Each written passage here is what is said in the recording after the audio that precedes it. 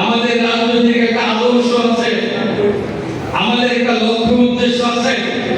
আমাদের বিএনপি প্রতিষ্ঠা করেছে শহীদ প্রেসিডেন্ট জিয়াউর রহমান, যে জাতির ক্লান্তি বিভিন্ন লগ্নে জাতির হাল ধরেছে, জাতিকে দিক নির্দেশনা দিয়েছে।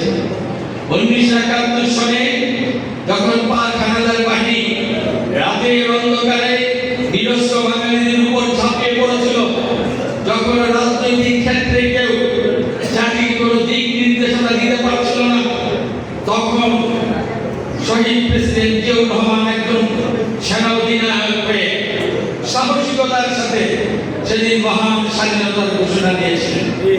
আমরা মহান মুক্তিযুদ্ধে সেই দিন অংশগ্রহণ করেছিলাম। দেশ স্বাধীন হয়েছে। এরপর আবার যখন দেশের ক্লান্তি লগ্ন আসলো 1975 সালে, তখন আবার জাতির হাল ধরেছেন শহীদ প্রেসিডেন্ট জিয়াউর রহমান। জাতিকে নেতৃত্ব দিয়েছেন, নির্বাচিত প্রেসিডেন্ট হিসাবে দেশ পরিচালনা করে দেশের উন্নয়ন যেমন করেছেন, দেশের উন্নয়নের ক্ষেত্রে আদর্শের বীজ বপন করে দেশপ্রেম উন্নয়নের গতিধারার সূচনা করে বাংলাদেশের মানুষের হৃদয়ে তার একটা শ্রদ্ধার স্থান করে নিয়েছেন। তার বর্তমানে আমাদের প্রিয়নেত্রী দেশনেত্রী বেগম খালেদা জিয়া বিএনপির নেতৃত্ব দিয়েছেন। 3 বার নির্বাচিত প্রধানমন্ত্রী হিসেবে দেশের দায়িত্ব পালন করে দেশকে অনেক দূর এগিয়ে নিয়ে আন্দোলন সংগ্রামের মধ্য দিয়ে দেশনেত্রী বেগম খালেদা জিয়া জাতির কাছে এক মর্যাদার আসনে নিজেকে অধিষ্ঠিত করতে পেরেছিলেন। তার খেতাব দিয়েছিল জনগণ আপসীন নেত্রী। এরপর স্বৈরাচারী ফ্যাসিস্ট শেখ হাসিনার আমলে 16 বছর আমাদের প্রিয় নেতা তারেক রহমান বিদেশে অবস্থান করে আমাদেরকে নেতৃত্ব দিয়েছেন, দিক নির্দেশনা দিয়েছেন। স্বৈরাচারের বিরুদ্ধে আমরা আন্দোলন সংগ্রাম করেছি।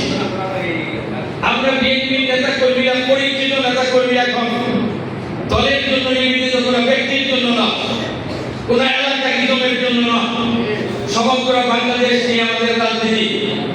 আমরা এই বাংলাদেশে সর্ববৃহত্তম রাজনৈতিক দল বিএনপি একজন কর্মী, এই কর্মী হিসেবে আমরা কাজ করি। কাজেই আমরা প্রত্যেকটা কর্মীর মূল্যায়ন করতে চাই, প্রত্যেকটা নেতার মূল্যায়ন করতে চাই।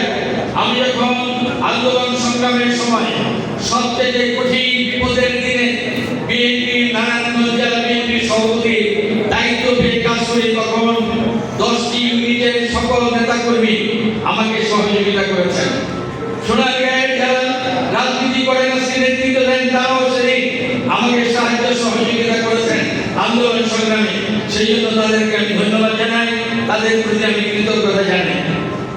আজকে হতে পারে আমরা এই নির্বাচনী এলাকায় অনেকে নির্বাচনে প্রার্থী হওয়ার প্রত্যাশা করি, সেই কারণে আমাদের নেতা কর্মীরা যাকে যে যতটুকু বেশি ভালোবাসে তার সাথে মিলে আজকে নির্বাচনের প্রচারণায় কাজ করছি।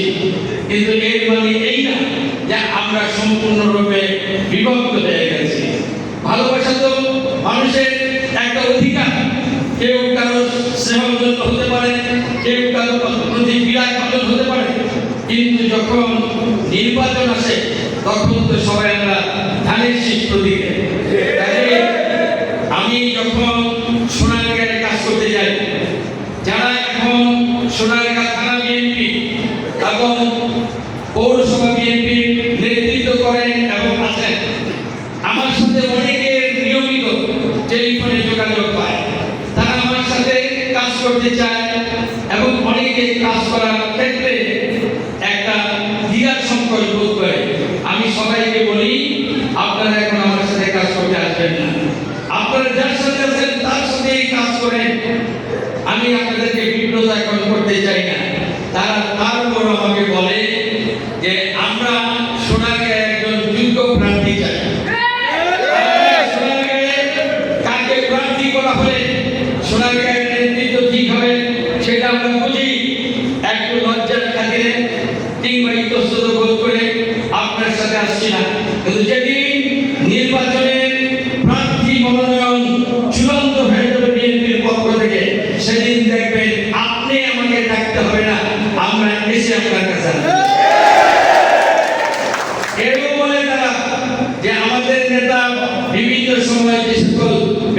কথা বলে ফেলে এই জন্য আমরা দুঃখিত, আপনাদের কাছে ক্ষমা চাই।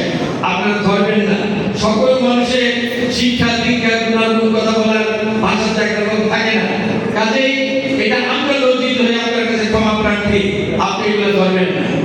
আমি বলি যিনি এই কথা বলেন, বলার রাইট আছে।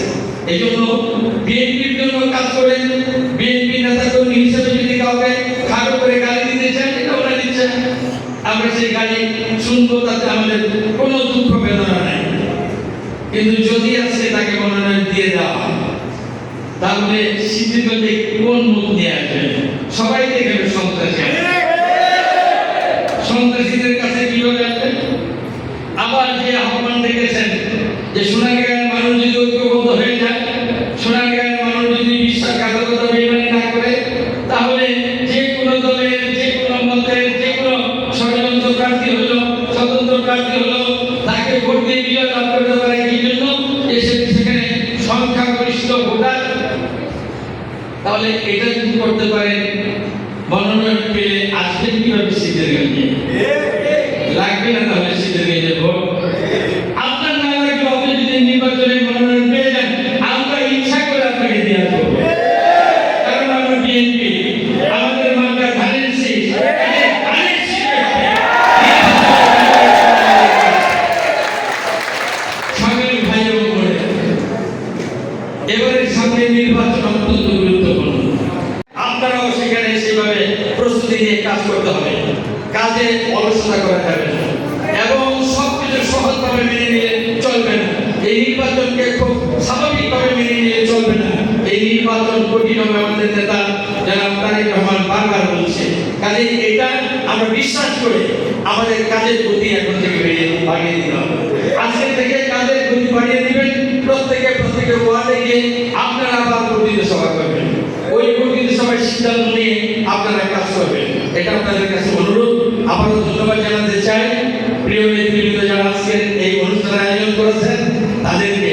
কিন্তু কথা দিতে হবে আমাকে, আরেকটা অনুষ্ঠান করবেন, সবাইকে কথা বলা যাবে এবং আমাদের সাথে নিয়ে আপনারা খাবেন।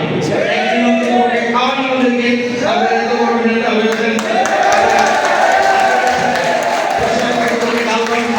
তারপরে মনের কথা বলি, দুঃখের কথা বলি, পরিকল্পনার কথা বলি, তারপর আসেন সবাই মিলে কাজ করি। নতুন যুগের সূচনা হয়েছে সোনারগাঁ সিদ্ধিগঞ্জ। এই সোনারগাঁ সিদ্ধিগঞ্জকে নিয়ে যৌথভাবে ভাবতে হবে। সিদ্ধিগঞ্জের ডেভেলপমেন্ট যেমন করেছি, আগামীতে সোনারগাঁয়ের ডেভেলপমেন্ট। সবাইকে ধন্যবাদ জানিয়ে আগামী দিন নির্বাচনের কাজ করবো, একসাথে রাজপথে